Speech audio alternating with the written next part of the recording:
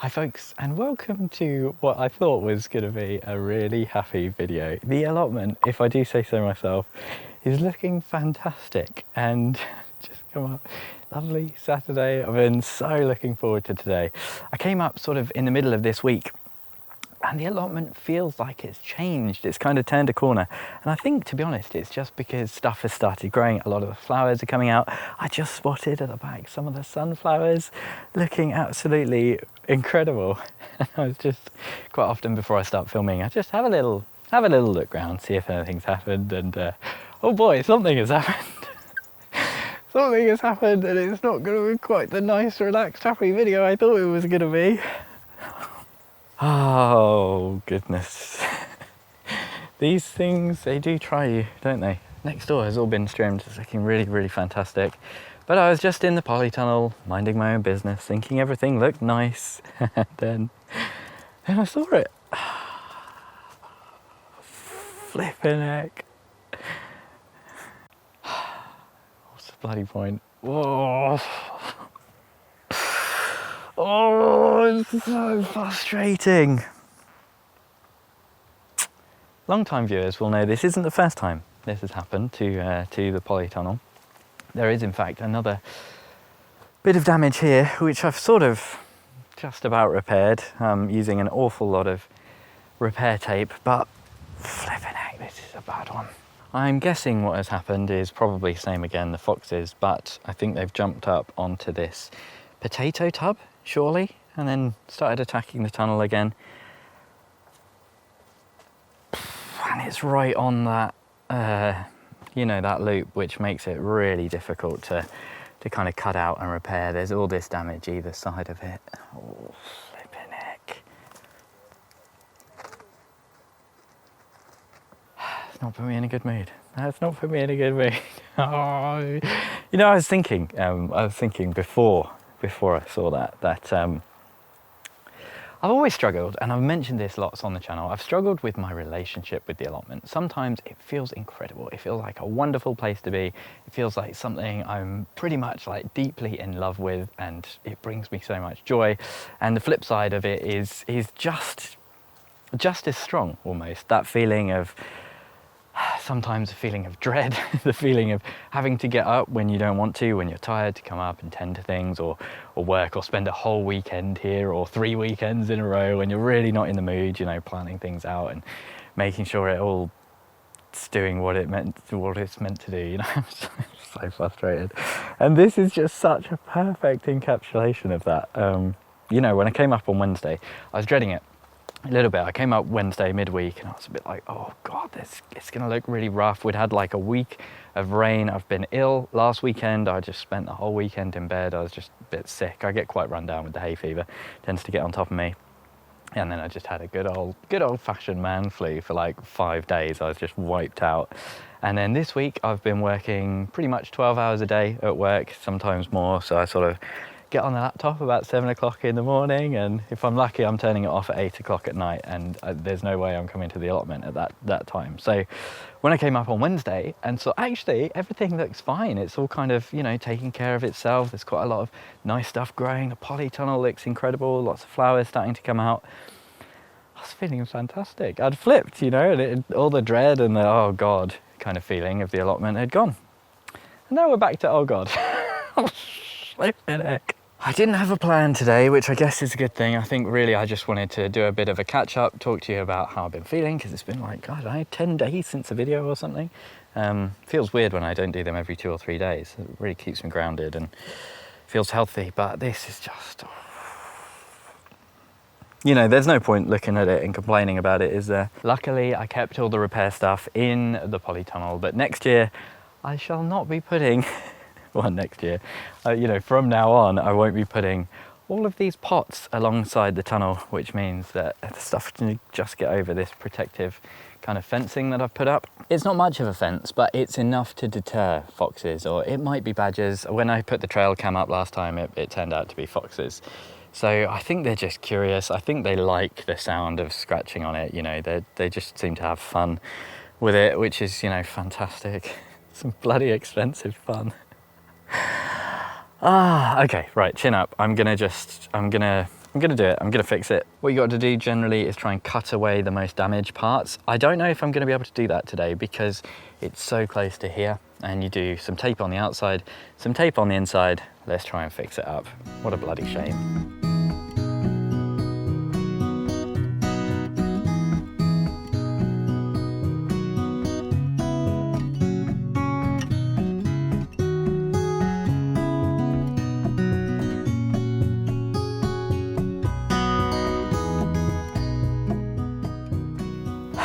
You know, just as I was thinking, well, at least this time I've got all this stuff. You know, last time I was really worried because I didn't have any defences set up, and I had to leave it for a while because it took like a week for all the repair tape and stuff to arrive in the post. So I was like, well, hey, look, silver linings, JB.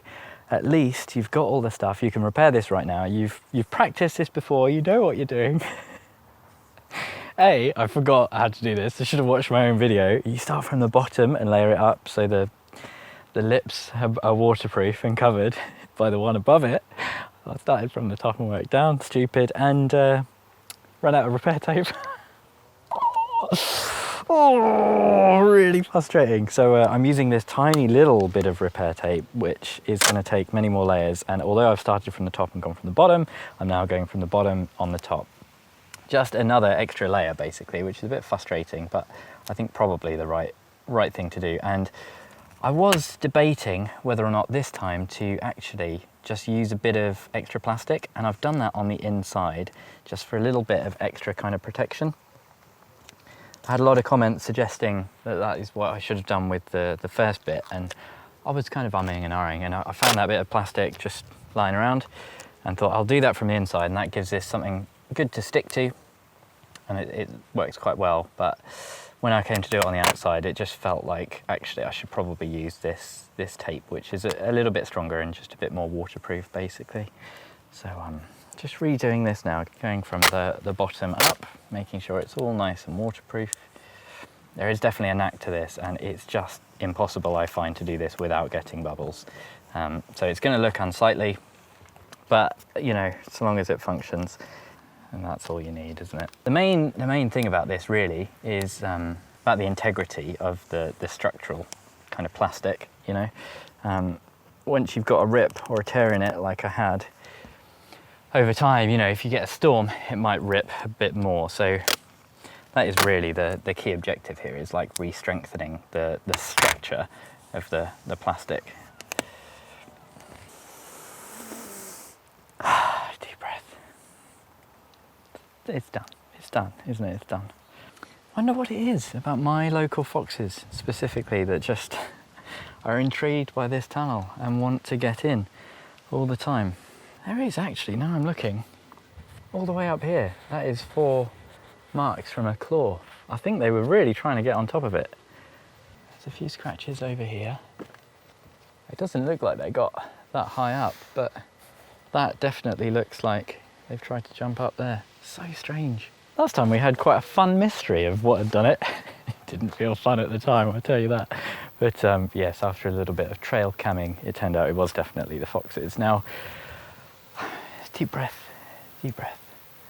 Back into nice relaxed mode, focused on all the positives. And one thing that did happen last week, momentous occasion, there was a very large delivery to the allotment. Look at this. We have lots and lots and lots of well-rotted manure. I do wonder if actually maybe it was the smell of this that attracted the foxes. There's some big stacks over there, and right at the back of the plot under the plum trees and under a bit of tarp to keep the worst of the rain off, there is an absolute boatload of well-rotted manure, which is fantastic. Slow growth has so far been the kind of theme of my season. Stuff going in the ground and just really doing very, very little. So let's have a little look, because I think things are starting to pick up. They're still a little bit slow, but there's a few really nice things to show you. On this bottom bed down here, these peas, which someone told me, actually one of my patrons told me, these were Oregon sugar snap, Oregon, I don't know, I can't remember the variety. Sugar pod, something like that, the Oregon ones. And I was talking about this on Potty Mouth. I don't think I've mentioned it in the videos, but these were a real hit and miss on the taste. Some of them were divine, absolutely fantastic, deliciously sweet. and then others would be really, really bitter. And you'd think, oh, maybe, JB, you're eating the old ones, you know, the bitter ones are the old ones. But it was so weird. I could not work out a pattern. Sometimes the big, bulky, older ones were actually the nicest and the sweetest. And those kind of younger ones, the ones that were kind of a little bit beyond mange too, just tasted like green, you know, fully bitter green. And when you cooked them, they all just tasted, it was just like a real kind of 50% of what was on the plate was inedible. So I don't know what happened with those this year, but maybe if I'd labelled them and been a bit more consistent on the harvesting, I would have got a more reliable crop. Label focus, very important. I think we're just going to go for a little tour, aren't we? These, it'll cheer me up, that's for sure. These outdoor tomatoes looking okay. What's this one? This is a colossal side shoot. A little bit weedy at the bottom. We've got some outdoor cucumbers. They're doing okay, they're starting to take off. They're not growing up very much. I could see back there, there's one scooting away. This one could do with tying in. We've got a few little fruit on here. Oh, we've got one very big fruit. Look at that one, interesting. I must say, I'm not a fan of green tomatoes, but Jessie assures me these are worth trying. These are all seeds that Jessie from Plot 37 sent me. This, I love it. The calendula this year, taken on a slightly different colour. I don't know, it's like a deeper, more vibrant orange, and this mostly self-seeds. Got a nice yellow one over there, another big red one, nice big crop just back there, past all the verbena, and it makes such a difference for me. When the flowers really start to come out, it makes the plot feel so different. The beans, absolutely incredible now. They're finally growing. They've got that nice vigour to them. They've gone that nice green colour. Oh no, that's not great. I hadn't noticed that these were being... Oh, that's quite a lot of black fly. I don't think I saw this on my beans at all last year. Oh, that might need a bit of attention. Oh, goodness me. Okay, well, look, we're trying to have a nice relaxed video, so I'll scoot past that. I'll give them a little bit of a squishing. That plant we were just looking at, I think, is worse than the rest, but they're just starting now. We're getting the fine beans coming through, and these are Kalima, which were absolutely stonking last year, absolutely delicious. So fingers crossed. The dwarf borlotti, not looking quite so good. Elsewhere in this bed, it looks a bit barren, but there's a line of beetroot in there which have established, and some more in there. Oh, beetroot has been so terrible for me this year, just not getting going. A few little salads in there. This is actually some dill, and this dahlia, we've got this one in the back garden. I don't know the variety because I bought it from a garden centre, but I love this kind of burnt sunset orange. It sort of fades more and more as it gets older, and it's been wonderful in the back garden, and this is the first time it's really been out on the plot. It needs a little bit of a deadhead, and just over here, look at this dahlia as well. Oh, I love these, the really dark ones. Super cool. So it feels like the allotment has changed quite a lot. Just to look at, we've got lettuce bolting everywhere you look. We've got some raspberries coming up. That's annoying. I've taken out all the broad beans because they were just dead. They were dead, but no big deal. A few spring onions, I think, which have look more like onions now. A few salads in here that are still okay to take. A lot of baddies on this calendula, which is a bit of a shame. The black fly do seem to be having a good year. Some more beetroot just getting going. Very nice to see. The brassicas not looking amazing, but they are still alive, which is something, isn't it? That is what you want to see. A lot of the recently planted stuff, I put out some spigarello in the middle there, some of the red cabbages too. They're looking a bit wilty because it is really hot today. The summer has actually arrived, which is quite nice. Kale too, and this is actually a wild area of lemon balm. Any idea what to do with a stonking great load of lemon balm? Let me know in the comments, because it would be nice to do something with that. And the volunteer calendula as well. Oh, my favourite, I love it. And there's loads down here just ready to come up as well. Hopefully you can see the change in the allotment that I'm talking about, you know? It's not like abundant crops and harvests, but it just looks like things are actually growing, which is... You know, it's the middle of July. This is how it should feel. It just feels like it's been such a slow year, you know, real struggle. So the thing that I was meant to show you, I said, let's look at the good stuff, didn't I? I got distracted when I was over here by the calendula. But do you remember this little courgette patch? they're alive, and they're finally growing. They're actually growing. I lost quite a few to the slugs, and this is the bed where every single bean got absolutely demolished, apart from that one surviving bean in there. Oh, so just was not worth going to the effort of putting up this bean netting. But I can't believe, I thought all these were going to perish. They sat in the ground for so long and did nothing, and I thought, they're not going to do anything, they're just going to get eaten. But we've got flowers, we've got little tiny fruits. Maybe all this rain is just what they needed to get a little bit of energy and movement, Maybe I hadn't watered the beds enough. We had such a wet spring that I've not been watering very much on the beds, so I did water them in when they were kind of seedlings, so maybe it's actually that. Look at these sunflowers. These are so cool. Absolutely love that. Cannot remember the variety name, but I think I nicked it from Jess's because she wasn't planting them out, so I said, right, I'll have a few.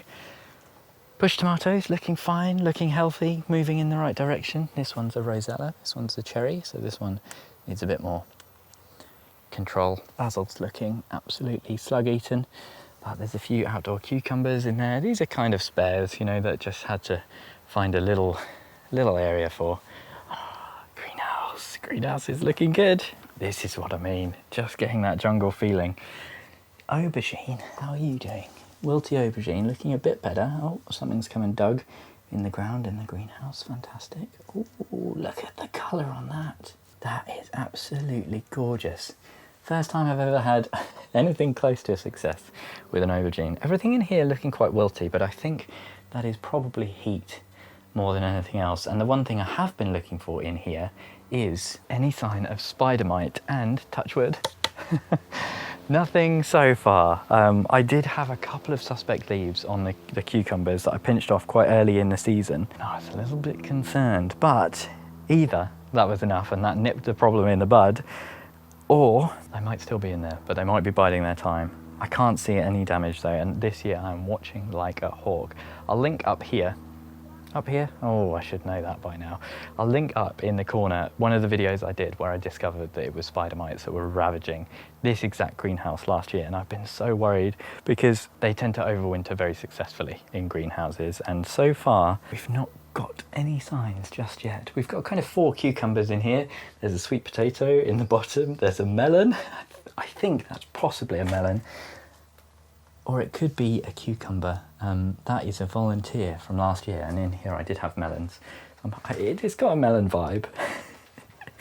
I don't know how you tell a melon vibe, but that's what I'm getting from it. Loads of tomatoes in here, all looking good. I have been relatively on top of things, just popping up an hour every 2 or 3 days, just really doing what I can.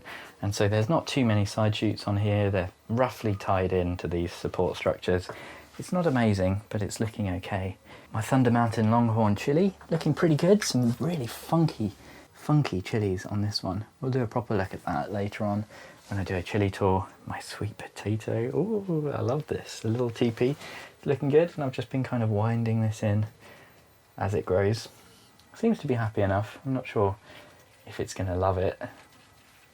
All those leaves kind of growing on top of each other in the vines, but it seems okay. Got a little volunteer pepper in the bottom there. Look at that. Lovely. Oh, yes. Look at this. Oh, yes.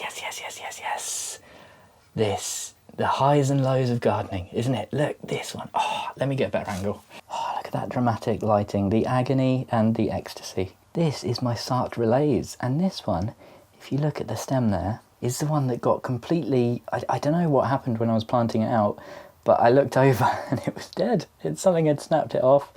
And look, it's shot anew. It's got a new little sprig. And that Sartre Relays is meant to be absolutely divine. It's meant to be fantastic. So I was really, really gutted when I saw that thing had snapped off. But it's come back. It's still alive.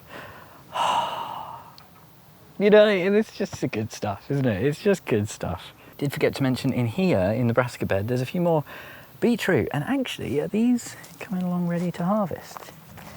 Let's have a little, oh yeah, they're getting there. Not sure if you can see those on camera. They're coming along, and these I put in the ground when they were just, tiny and hadn't been growing. And and they've done really well. There's a few little spring onions in here that I've been harvesting as well, which is nice. This bed, still pretty much empty, but I was thinking I'd put a few more courgettes in here. There's something I put in here, and day one, this got absolutely mullered by something digging. I don't think it was actually slugs. Something came along and dug a big hole, probably a fox or a badger, and yeah, had a little bit of damage, but it's growing, it's moving in the right direction. I love these, They always volunteer. This is the feverfew, and you'll see me talking about this earlier in the year. It's got these kind of yellow, slightly ugly leaves. Oh, there's one here. They're just a colour that looks a little bit wrong compared to the nice green of normal flowers and plants. They've got this real yellowness, but when they come out into flower, aren't they just fantastic? So I always leave some of those. It's a radicchio at the back there as well that I've left to go to flower. I always leave quite a few things to go to flower. I just think it looks good, and as well you get some nice surprises next year. Now in the greenhouse, the courgettes that I potted up in the last episode, a little bit of a mixed, oh no, look at this one, this cucumber. Oh, that's completely rotten and died. Oh, what a shame. This one, these are both Carmen, this one completely fine. I had a lot of this year on the courgettes. There's another one back here. That one sadly didn't make it. They both looked a little bit wilty when I potted them on. Oh, there's another one, another casualty. And my kind of working theory here is that maybe I had these a little bit too moist, a little bit too damp. And I was hoping when I potted them on they'd be okay. This is the beast. This one is absolutely incredible. What is this? That is a Marina di Chioggia squash. So most of these now I think I'm happier to put out. They're going to be a bit of a mission to get in the ground because they're in fairly sizable pots now. So they're going to need a big old hole digging, but movement in the right direction, and all the little seedlings and bits and bobs that I potted on last episode looking okay, Beans, once again, I'm leaving these for a little bit longer just because they're going to get slugged. If last time was anything to go on, in fact, I thought maybe they were already getting slugged, but that's just a little bean that's fallen off. So yes, all good on that front. And you know, the other front that is all good is the chili peppers. Just divine. I'm going to do a chili pepper tour soon. But look, we've got the first ripe ones coming, looking fantastic. There's a nice big red one at the back there. The ones on the potting table looking good too. And I think there's a couple to harvest in there. These ones are the Beaver Dam. Oh, it's just a little bit of green on top on that one. Covered up. This one looks good though. Absolutely perfect looking pepper, this one. The Beaver Dam is interesting because it looks like a mild pepper, and it's a bit like the Antep Aki Dolma, which I'm growing this year. It is lovely and sweet and juicy and delicious, but it does have a little bit of spice, and if you just bite into it, it can catch you out. It's probably only 1,000 or 2,000 on the Scoville, so much more milder than like a jalapeno, for example, but just enough to get your lips kind of tingling. Really pleased. So pretty good size, I think, in the greenhouse. Very, very pleased. If there's one weakness, it's the successional sowing, but same thing every year. It's been the same way for the last 4 years. My biggest weakness in the garden, summer sowing, keeping on top of successions, but there's plenty to keep you busy, isn't there? And like I say, it's been really, really busy. The main reason that I'm doing so many hours at work is because we're short-staffed. I work in the public sector. I am a very dedicated public servant. It's a laughable idea to a lot of people, but we work very hard, much, much harder than we get given credit for, I think. And yeah, we're down about 5 members of staff at the moment. And it's the sort of thing, if I'm ill, there's no one to cover my work. I'm already covering the work of 2 other people. It's work that has to be done. Otherwise, there's normally environmental consequences. I work in the environment sector. So, you know, it's one of those things you just got to knuckle on and get it done sometimes. But I do enjoy the work, and it can be tough. It can be tough long hours, but there's people out there doing much, much harder work than I'm doing. Sat on a laptop, reviewing papers and writing letters and that kind of thing, you know. Got to give a shout out to the sweet peas. They're finally doing their thing now on Steve's kind of recycled frame, and the first of the Chelsea collection have started to come out. They're these ones on the left, and these were Steve's favourites, and I can see why. The size of the blooms actually is remarkable, and we've got a nice purple neighbour next door. So this one is from the old-fashioned mix, and I must say, not much of a mix. pretty much all this purple, which I do like, this kind of burgundy purple mix, really, really cool. But the Chelsea, they're kind of pastels. We've got one just over here, which looks like it might have a bit of a yellow hue. I don't know, this white and pink, and they smell incredible. They've only just started, so these are the first pods to take off. But really, really pleased with these and excited for next year when the bed is all going to be topped up and hopefully overflowing with flowers at the bottom. I love these cosmos. Once again, this kind of burnt, like there's so much going on in there. There's a bit of green and yellow and the purple and then the pink and the yellow in the center. Really, really lovely. I do enjoy this kind of, that kind of burnt color. You know, really, really cool. I'm gonna have to decide now what to do with all of these potato tubs. I need to get these moved so that I'm not inviting more polytunnel damage. I might just chuck them on this bed, to be honest. It's still not being used. These sweet potatoes that I put in here, oh, there is some more bulbing lettuce. I actually love these. I think a lot of veg growers, obviously, you'd see these and think, oh, I've got to get that out straight away. But I love it. I really love lettuce when it's bolting. The kind of structure it adds, it's like a little tower. It's quite pretty. And like I say, you get some volunteer lettuce next year, no doubt, which can be really, really tasty. But the sweet potatoes, yes, they've not really got going just yet. And it's not really a big surprise. We've had like a week of pretty miserable, cool weather, and sweet potatoes like it hot. So whether or not we'll get a crop from these really just depends on the weather this year. Good news on the pumpkin. This pumpkin that I've just chucked in, garden centre purchase, is growing. It's moving in the right direction. Hurrah! I did put in a little flower in here as well. Where is it? This one, the Black Knight scabious. Really, really cool. I love scabious flowers. But I don't think they've quite worked, just being bunged in the corner. But in a more full bed, perhaps like we have in our back garden where we've got beds full of flowers, I think they'd look really, really cool. A lot of these potatoes are actually now ready for harvesting. So I've got to empty a few of those pots. They're starting to die back. So at least I won't have to find a space for those. Back around here, you can see, look, more manure. Just been dumping it everywhere. You know, I was starting to get ill, and it was chucking it down with rain, and I had to move 50 bags of this manure. And goodness me, not something I recommend doing when you're starting to come down with a cold and it's raining and cold outside. Actually, it was boiling. It was a very surreal day. And you know, when you're just starting to get a little bit of sickness and a little bit of deliriousness, very absurd, and it took so long moving 50 bags. Hopefully it will transform my growing season next year. I'm going to do a mixture of digging and no dig, probably just topping up these beds, but over winter they'll have lots and lots of time to break down. I did a lot of it a little bit too close to spring, I think, and so the beds like this are just, well, rubbish. Carrots might be okay though. I'm very, very intrigued to see what happens with the carrots later on in the season.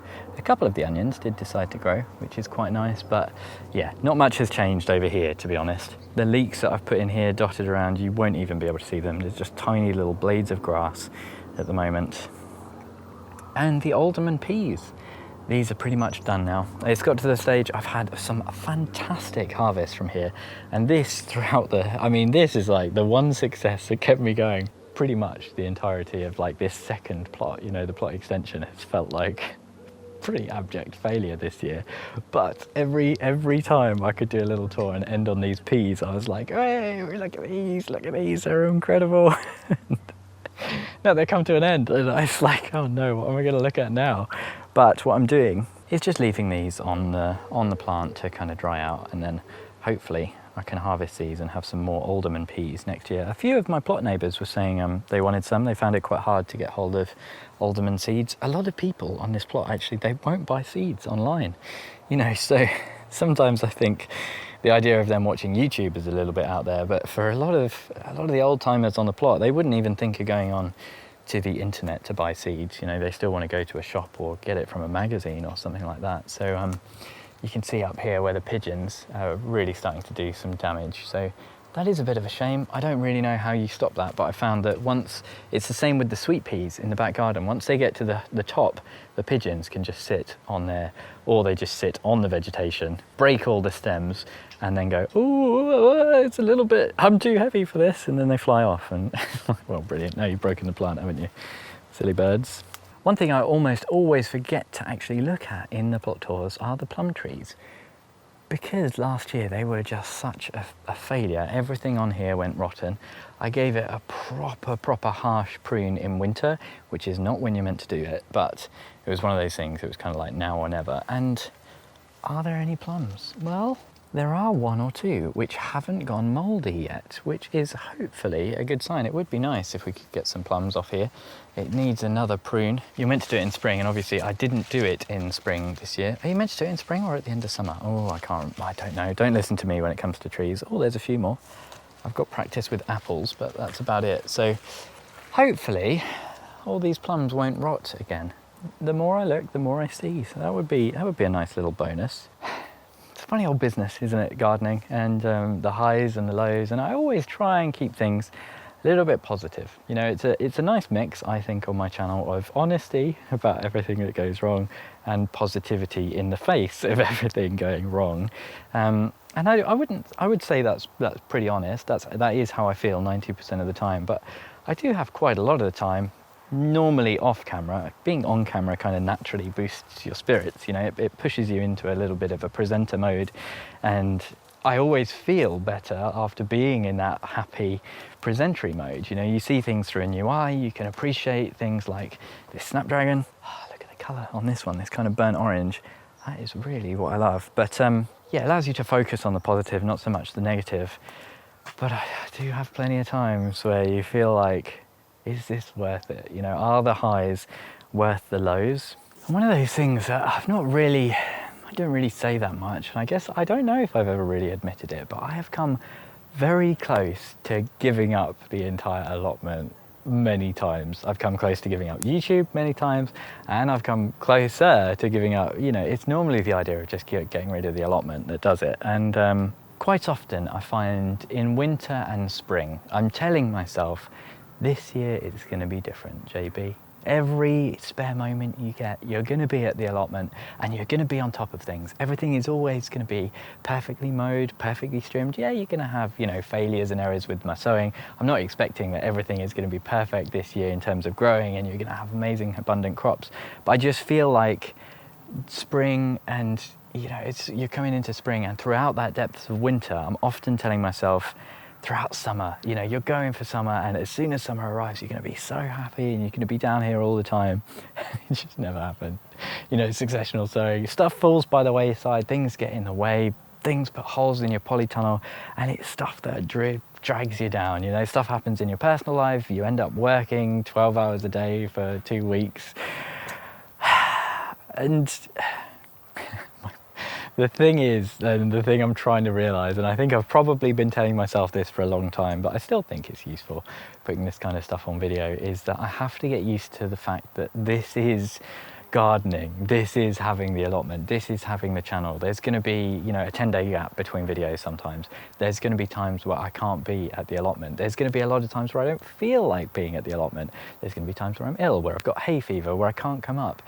And it's probably never going to be perfect, like ever, never even close to perfect. And I've always had in my mind, in the back of my mind, that one day it will be. One day I'll have all the raised beds. One day I'll have everything full of perfect soil and everything will just want to grow. And, you know, the chances are that is never going to happen. And you will see, if you're a long-time viewer, I always just try and enjoy the journey regardless. And that does work for me, but like I say, I've always had it in the back of my head that one day it won't just be enjoying the journey, it will be accomplishing the you know, kind of getting towards the finish line. And that's just not what it's about. It's not what gardening is about. It's a lesson that most people learn gardening very quickly, but I'm still trying to learn it, I think. Does that make any sense? I don't know. I'm rambling. It's been a long time since I've been on camera, and you know, I've really missed it, so forgive me the rambling, but I do just want to show you in the polytunnel. Now, the first thing I'm slightly sad to announce is that I've still not put the mesh on this door, but it is essentially functional now. It's a little bit ramshackle, but it does work. It doesn't quite want to stay closed because I had to use nail plates on both the outside and the inside. So between here there is a nail plate which just makes it want to kick out a little bit, but that's fine.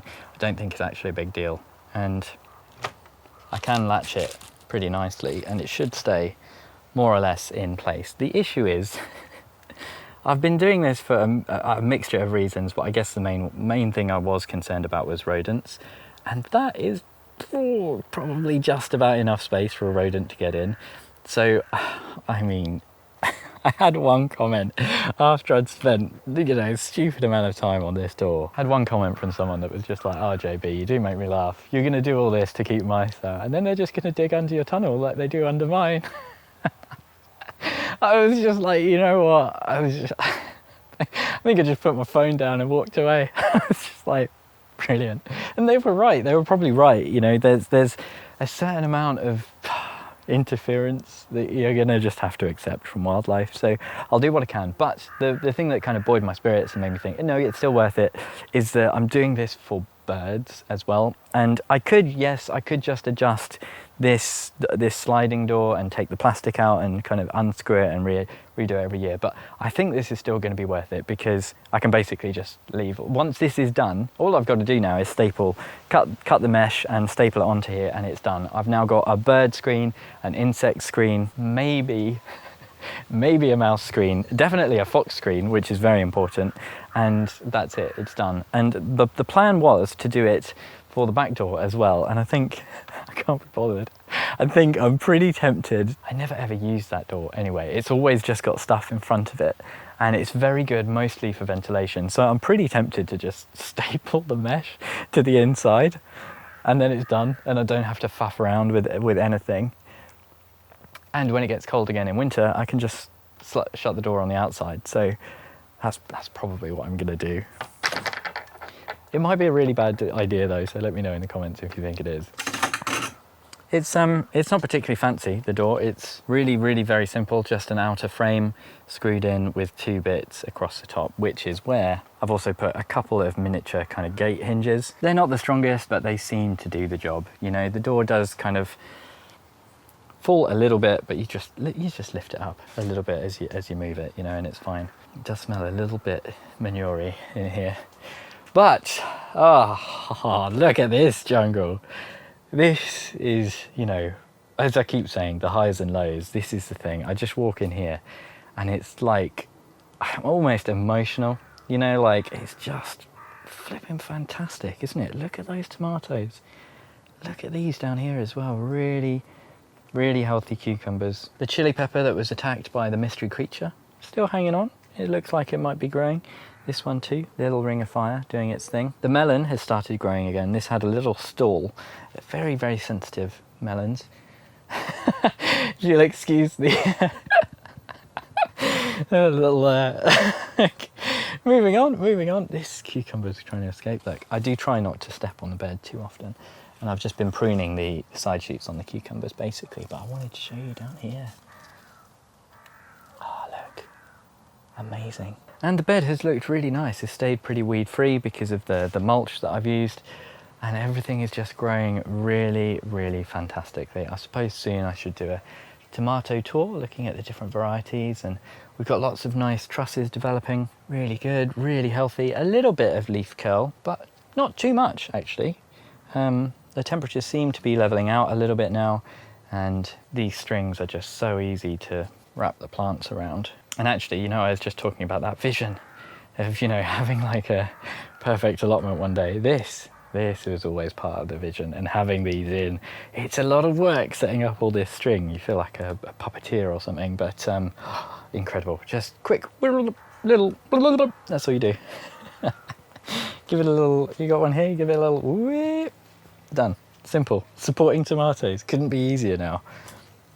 Always wanted this, always dreamt of it. Instead of faffing around with canes and bamboo and tying things, and just give it a little whoop, little wee, little twizzle, and you're done. And it is interesting, this side. I don't know if you can see it on camera. Just not quite as strong growth. A little bit more space between the leaves.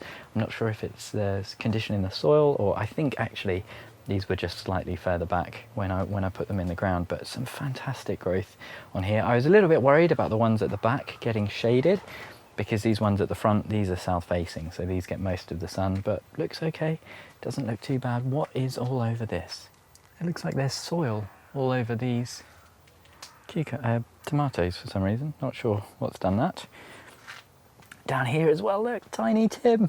Tim's Taste of Tiny Paradise. Oh, fantastic. Last time I showed this, it was just a tiny, tiny little baby. Moving in the right direction. Isn't it just wonderful? Isn't it amazing? I can't wait till we start harvesting these, but so much joy. Like, the work that's gone into it. It wasn't easy setting all this up. It certainly wasn't easy putting the polytunnel up and collecting it and repairing it and defending it, and it all feels worth it when you can walk in and just breathe in that tomato smell, and a little bit of the chili smell is starting to come in too, because on the other side the chili peppers are looking really good too. But I think we'll leave it there for today. Thank you ever so much for joining me. Thank you for indulging my allotment thoughts. Hopefully I'll see you again next time. An extra special thank you to all of my chili pepper tier patrons and all of my patrons. I couldn't have just bought all of that well-rotted manure without you, that's for sure. So take 5 of the patrons, you can tell them how to practice. An extra special thank you to not good, okay. Tony, Bill, Pam, Louise, Mel, Michael, Denise, Socks in the Garden, Andrew, Sarah, Dorcasaur, Louise, Andre, Brett and Angela. Hopefully I'll see you again next time.